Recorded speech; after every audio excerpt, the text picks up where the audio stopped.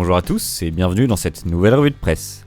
Au sommaire ce mois-ci, les Français pourront bientôt plus facilement prendre connaissance de leur contrat d'épargne retraite supplémentaire, les taux de crédit immobilier baissent encore mais l'accès risque de se durcir et la collecte de l'assurance vie bénéficie au support en unité de compte. Le magazine Que Choisir nous apprend que le gouvernement a publié un décret le 25 juin dernier détaillant de nouvelles mesures d'information pour tous les détenteurs d'épargne retraite supplémentaire. À partir du 1er juillet 2022, toute personne disposant de ce type de contrat pourra se rendre sur le site info-retraite.fr et accéder à la liste de leurs contrats. Auparavant, le seul moyen de les retrouver était de prendre contact avec tous ses anciens employeurs.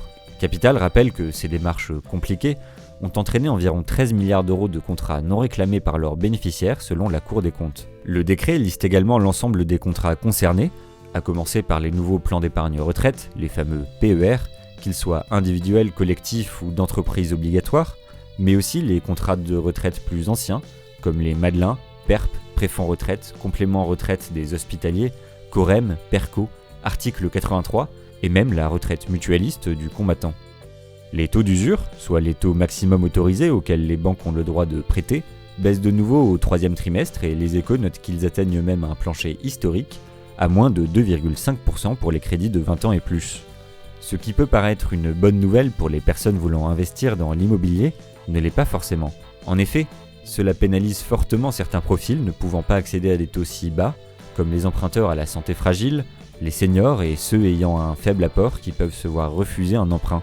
Dans ce contexte, BFM IMO rapporte que le Haut Conseil de stabilité financière, qui avait émis des recommandations aux banques pour encadrer les crédits immobiliers, prévoit de les transformer en normes juridiquement contraignantes, ce qui ne facilitera pas l'accès au crédit. Pour rappel, les recommandations étaient un taux d'endettement maximal de 35% des revenus, intégrant le coût de l'assurance emprunteur, une durée d'emprunt limitée à 25 ans, et un taux de dérogation à ces règles ne devant pas dépasser 20% des crédits produits par une banque. Selon les derniers chiffres de la Fédération française de l'assurance à fin mai, repris par Challenge, l'assurance vie continue sa remontée après une année 2020 marquée par la crise liée au Covid-19. Mai représente le 6e mois consécutif de collecte nette positive, avec 1,2 milliard d'euros pour un total de 7,6 milliards depuis le début de l'année. L'Argus de l'assurance relève que la particularité de la collecte de ces derniers mois est un regain d'attention au support en unité de compte, potentiellement plus rémunérateur que les fonds en euros, mais non garantis. Ces supports ont atteint 40% de la collecte en mai contre 34% en 2020 et totalisent 23,6 milliards d'euros de cotisations depuis le début de l'année, un record inégalé depuis 15 ans.